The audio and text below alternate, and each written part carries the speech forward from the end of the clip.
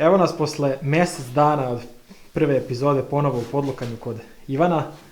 Ivane, dokle su stigli naši kuleni koje smo snimali? Kakva je situacija? Pa evo, situacija je, znači kuleni su izdimljeni i donešeni na zrenje. Znači u prvom delu emisije ste vidjeli preradu, kako se proizvodi, na kakve mere se melje i tako dalje, šta se stavlja u začina, a ovo je sad, da kažemo, završna faza, zrenje. Znači, kod mene tako ide, ovo je objekat koji je sazidan od prirodnog materijala, znači pod je takođe, dole je zemlja i cigla, znači flaster,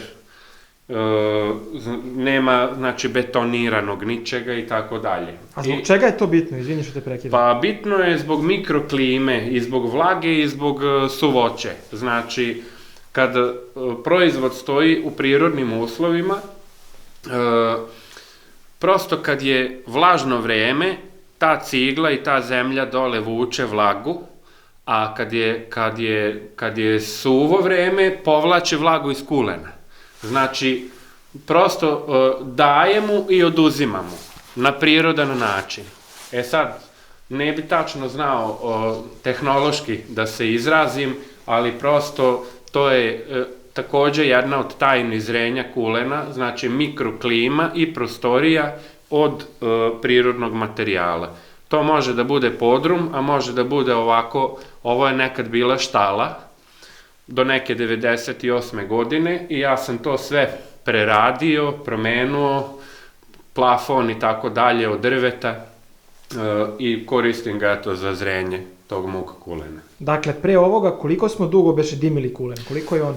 Pa ove godine, ja sam napomenuo, dimi se od nekih 8 do 12 dimova, evo sad on ima lepu boju, znači ove godine je nekih 8 dimova smo ga dimili, sa pauzom od 1-2 dana i otprilike to je to. Evo recimo štapovi kakvu imaju boju, to je kolageno crevo, a evo recimo kata kakvu ima boju, ali ona je i bila malo višlje u pušnici, tako da je dobila malo jačeg dima. Ali sve u svemu, dim je najmanje bitan kod kulena, treba da se oseti ta aroma i da se konzerviše crevo.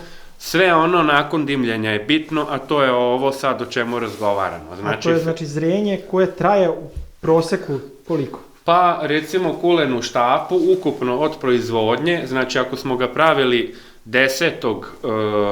novembra, 10. marta sigurno je zreo i spreman za konzumaciju.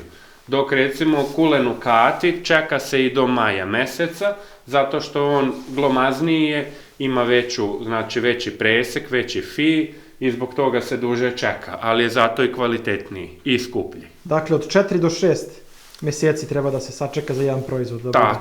Tako je, za konkretno oko 120 dana, za kvalitetan kulen u štapu potrebno je 120 dana. E sad, teo bi da napomenem, vreme proizvodnje i vreme zrenja. Kada se radi na prirodan način, znači kulen može da se radi od novembra, znači početak novembra, do znači kraja januara. Pričam o proizvodnji. Sve van toga je industrijski proces i prodavanje magle i priče da je to domaći kulen.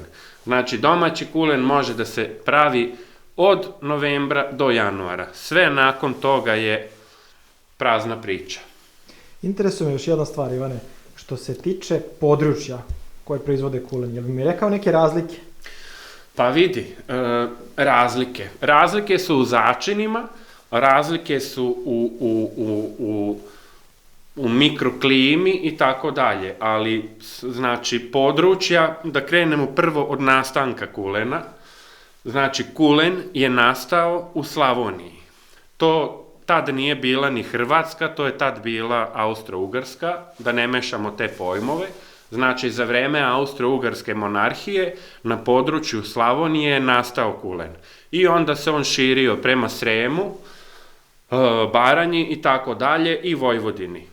prihvatili su ga Slovaci, koje je Marija Terezija naselila u Bačkom Petrovcu, oni ga proizvode ga Sremci i proizvode ga Baranjci i Slavonci. Sad, ja sam iz Banata, ali ispostavilo se da i ovde može da se proizvodi ako se ima dobra volja. Znači, prvo da rešimo taj, da kažemo, geografski pojam kulena. A što se tiče razlike, pa recimo ja koliko znam, u Slavoniji stavljaju beli luk, stavljaju papriku i to je to. U Baranji recimo se dodaje rum. U Sremu neko dodaje vino, šta ja znam, u Bačkom Petrovcu dodaju i luk i kim, recimo. Sad, od regiona do regiona, ljudi, neko voli ljuće, neko voli slabije, neko šta ja znam. Ja u moj kulen stavljam 1,5% paprike, a ljutinu određujem po svom iskustvu, jer nije svake godine ista ljutina paprike. Znači, ove godine sam stavljao 1,2% ljute i 0,3 slatke. I prilično će biti ljut, jer bila je sušna godina i što je godina sušnija, to je paprika ljuća. Sad, neko ko koristi bezdansku papriku, koja je ono jaka kao otrov, oni stave 0,5% i ostalo stave 1% one slatke paprike. Tako da te količine variraju od proizvođača do proizvođača, od kuće do kuće. Kod mene konkretno kažem 1,2, 1,3 što se ljute tiče i 0,2, 0,3 što se slatke tiče. Bi ti mogao na osnovu boje i samog preseka kulena odmah da ustanoviš sam kvalitet? Pa vidi, boja manje više, sa njom se može manipulisati na razne načine, može se dodavati ekstrakti paprike, mogu se dodavati razne vrste jače ili slabije paprike, ali generalno boja nije neki pokazatelj kvaliteta. Pokazatelj kvaliteta je kad ti to probaš pa te tera da jedeš još i naravno presek kulena. Znači, presek kulena mora da je mozaičan, da se tu vidi da je meso i da se konkretno vidi šta je meso, a šta je tvrda leđna slanina. A po tebi razlika između industrijskog kulena i domaćinskog? Pa vidi, razlika između industrijskog i domaćinskog je to što se u domaćinski ne stavlja aditiv. Industrijski, ja mislim da mu je period zrenja oko nekih 40 dana, a domaći kulen znači 120 dana. To je što bi mogao da kažem, a od toga kako se proizvodi, ja to ne znam, to morate da nađete nekog tehnologa, pa bi vam on mogao to bolje opisati. Evo ga, imamo, ovo su dva lepa primerka kulena u kati, evo vidiš, ovo je prvi pokazatelj, ovo je plesan, to je prvi pokazatelj prirodne fermentacije, uspešne fermentacije. Znači, ova plesan, ja ću to sad za 2 ili 3 dana da uzmem, to se skida suvom krpom ili četkom, prosto da ne bi previše meso povuklo tu aromu, ali u krajnjoj fazi ta plesan štiti kulen, znači štiti ga od spoljnjeg uticaja, štiti ga od toplote i štiti ga od insekata i tako dalje. A sa druge strane daje jednu blagu, evo vidiš ovde kako se skine to lako prstom i vidiš kako ispod njega ostaje isto lepa boja. Znači, plesan daje jednu blagu aromu kulenu. Dakle, to su kuleni koje smo mi pravili kad sam bio pre mesec dana. Tako je, to je pre mesec dana pravljeno.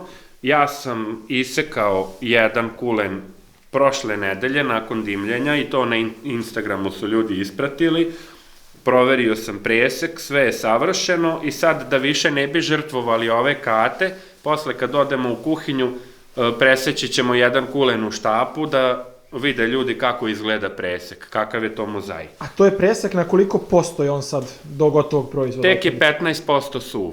Znači, tek nekih 15-20% maksimalno da je fermentisao, znači moramo ga čekati još, koji je danas datum je 26. decembar, znači kraj februara, početak marta bi trebalo da bude konzuman kulen.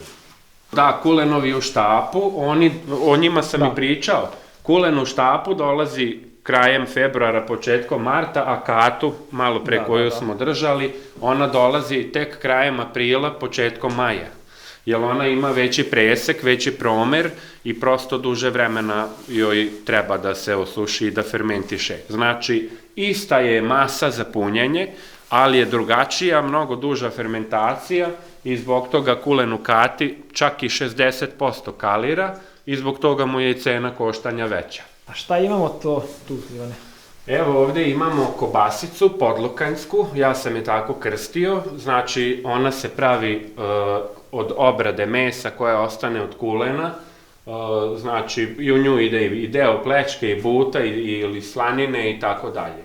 Ali njoj recimo ona bude gotova za, sve zavisi od vremenskih uslova, bude gotova otprilike za nekih od 45 do 60 dana. U nju ide 1% paprike, ide 0,8% domaćeg belog luka, 0,3% bibera i 2% soli. I to je to. Samleveno je na osmici, izdimljeno i tu se suši takođe na prirodnom, znači prirodna promaja i prirodni uslovi. Na nju takođe kreće plesan, ali opet kažem, ona je dokaz uspešne fermentacije i pre nego što to uvakumiram, to se očisti lepo, sredi i to je to. Znači, opet želim da napomenem tvojim gledaocima da ovo nije nikakav marketing. Ja ovo proizvodim isključivo pod broj 1 za sebe. Znači, da znam šta jedem, da brinem o svom zdravlju. A pod broj 2 pravim, da kažem, za nekolicinu ljudi, jer ovo nije količina. Ali nadam se jednog dana da ću imati svoju firmu i da ću nastaviti da proizvodim, ali kvalitet. Znači, Bože zdravlja, jednog dana da budem mala industrija, ali da nikad ne odstupim od kvaliteta. Pod broj 2, znači, volim da motivišem ljude, meni se stotine ljudi javljalo da mi se zahvale, da sam im otvorio oči i tako dalje. Znači, ljudi, vraćajte se selu, to vam kralj kulena savetuje, ne morate se vi odseliti iz grada, ali svako ima neku zapuštenu kuću, od babe, od dede, odakle je potekao, jer 80% Beograda potiče sa sela, da se mi ne lažemo. Znači, svako može za sebe malkice to da proizvede, da ispoštuje tradiciju, svako ko je u mogućnosti, naravno, ne može svako, ali i onaj koji ne može, treba da poštuje onoga koji može, jer malo je teži put do toga, ali čuvaš zdravlje i znaš šta jedeš. I ako ćemo iskreno, znači, na takav način čuvamo našu zemlju, našu tradiciju, našu kulturu koja je urušena, prilično urušena. Što se tiče Srbije, Srbija, nastala je kad je nastala, za vreme tamo Nemanjića i tako dalje, ali za mene konkretno najlepša Srbija je bila Obrenovićka Srbija. To je bila evropska Srbija, Srbija seljaka, Srbija koja je dnevno izvozila po 10.000 goveda i svinja, znači na carini u Šapcu i u Smederevu. Austro-Ugarska je to sve otkupljivala i Evropa, a danas smo mi uvoznici. To mi je krivo, znači treba da radimo na tome da mi ponovo budemo, znači, glavni svinjari na svetu. Od 1903. evo sad je 2024. ja smatram da znači, mi nemamo državnost. I sve ono što je srpsko smo zaboravili. Ali, hvala Bogu, pa postoje ljudi. Neću ja sebe da uzdižem u tom. Postoje ljudi koji poštuju tradiciju, koji će to sačuvati i dok je takvih, bit će i Srbije. I to, eto tako. Živela Srbija, živeo sav narod koji živi u njoj, borba neka bude neprestana. Evo ovde imamo jedan žrtveni kulen koji se koristi za kontrolu preseka. Njega ćemo sad unutra opet da ga zasečamo, da vidite presek. I imamo jednu kobasicu koja je na nekih 30% suva. Konzumna je, ali nije još gotova. Tako da vidimo šta smo ove godine uradili. Evo vidiš, Luka, o čemu smo pričali u prvoj emisiji, znači mlevenje na 16 mm i mlevenje na 8 mm. Ovo krupnije ovde, to je ono što je mleveno na 16 i to je kare, to je but. A ovo između što je cement, to je ono što je mleveno na 8 mm, tvrda leđna slanina, evo vidi se, i tako dalje. Pod broj 1, ocenjivanje kulena, kada se radi, ovo je, da kažemo, u svežem stanju, tek je 15% osušen, ali boja od ove strane creva do ove strane creva mora biti ista. Ne sme da bude prstenast, zato što ako je prstenast, znači da je naglo dimljen. To je pod broj 1, ocenjivanje kakvoće kulena. Pod broj 2, presek, ujednačenost mase, znači podjednako je na svim delovima raspoređen taj but i odnosno ono što je mleveno na 8 mm. Pod broj 3, da li ti vidiš jednu žilicu ovde? Možda evo jedna ova mala od vezivnog tkiva, ali žiletina da se vidi kao što se u pojedinim kulenima vidi, to ne može da se vidi, zato što je meso probrano i odrađeno kako treba. Znači, ovo je 15% suvoće kulena i samim tim je već pokazatelj kvaliteta. Evo vidi, znači, tek je 15% suv. Pojedini suvi kuleni moraju da se seku ovako prste debelo da bi bili narezivi, a sad ćeš videti kako se ovaj kulen seče, a tek je, znači, tek mu je mesec dana. Evo vidiš. On se seče kao pata negra. Znači, evo. To je kulen koji još mora 3 meseca da se suši. Nažalost, više nemamo onog kulena od prošle godine. Evo vidiš. On igra užičko kolo, druže moj. Ne da igra užičko kolo, igra i albansku šotu i banaćansko kolo i moravac. Znači, evo ponovo. Da ne kažu da izvinete u kenjalo iz prve. Znači, on će do kraja ovako da se seče. I svako parče je priča za sebe. Pogledaj ovu lepotu. Gledaj, ovo sledeće parče kako je. Samo možete da zamislite šta je u martu mesecu.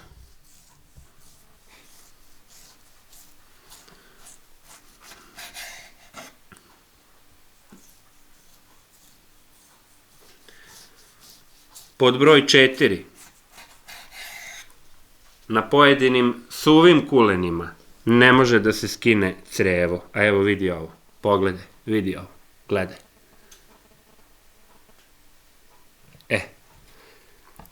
Znači, svaka stavka je ispoštovana od, znači, tova svinje do načina proizvodnje, načina mešanja, odabira začina, da bismo dobili ovo što smo dobili. On nije sad za konzumaciju, ali može da se proba da vidimo šta smo dobili. Znači, evo, tvoj kolega nek bude sudija danas, da vidimo šta će da kaže. Znači, evo, čisto da vidiš kakve arome se tu nalaze i...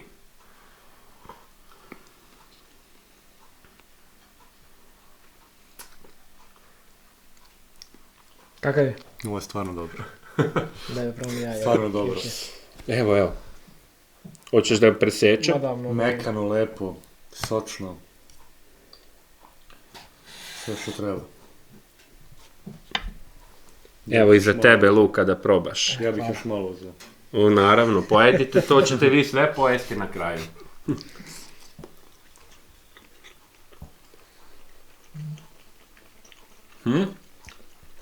Da. Ovo je brutalno. To je brutalno, ali druže, treba još 3 meseca da fermentiš. Evo, imamo sad i kobasicu. Ona je, da kažemo, negde na 40% suva, zbog preseka. Ali, čisto eto i nju da iskonzumirate. To je podlokanjska, jel da? Tako je, podlokanjska kobasica. Nju pravim i preko leta, ali pravim je za pečenje. A ovo je zimska varijanta podlokanjske koja se suši. U letnju ide 0,5% manje soli i manje paprike, zato što se peče. A u ovu zimsku ide 1% paprike, 2% soli, to već smo rekli. Isto je brutalna, ali ona mora još da se suši negde do pravoslavnog Božića. Evo vidiš, Luka, šta ćeš lepše od ovoga? To je poenta, znači, moje priče. Naložiš lepo šporet, padne veče, večero si lepo sa prijateljima, ono što si sam proizveo i šta jednom čoveku, seljaku u Srbiji više treba od toga. Drago mi je ona prvi deo emisije, baš je bio gledan, mnogo mi se ljudi javilo i podelio sam im i recept i tako dalje. Smatram, znači, ljudi moraju da menjaju svest, pod broj 1, oni koji žive na selu, da počnu malo nekako drugačije. Ne moraju svi da prave kuleni kobasice, ali neko iz ove priče nek izvuče motivaciju, pa nek krene da pravi domaći hleb, pa nek krene da pravi jajvar, pa sir da pravi. Ja smatram, svako selo u Srbiji da ima ovakvih 5 kao što sam ja, ne bi bilo dovoljno da samo snabdemo Beograd, a kamoli svetsko tržište. Jer ja nadam se jednog dana, mislim, pod broj 1, radim za sebe i za svoje prijatelje, za Srbiju, ali zašto jednog dana u Singapuru se ne bi jeo ovaj kulen? Po čemu je on lošiji od pata negre? Pata negra, ja sam je probao, taj Jamon Iberico, jeste to kvalitet, ali oni ljudi su elokventni i znaju da predstave svoj proizvod. A kod nas je ja pa ja, i ja pa ja, ja pravim najbolje. Ti moraš, druže, biti kulturan, da umeš da predstaviš svoj proizvod pod broj 1. Opet kažem, ne dajem sebi na važnosti sad, nego pokušavam da edukujem ljude koji će u budućnosti nešto da započnu. Znači, prvo moraš da znaš srž, da znaš da si kulturan, elokventan, da predstaviš taj proizvod i takav proizvod dobija na vrednosti i takav proizvod može da ide u svet. Tako da, znači, ovo je poruka i ljudima seljacima, ali i ljudima građanima koji gledaju da prođu što jeftinije, samo da se najedu i onda uštede neki novac i onda u starosti to što su uštedeli daju za lekove.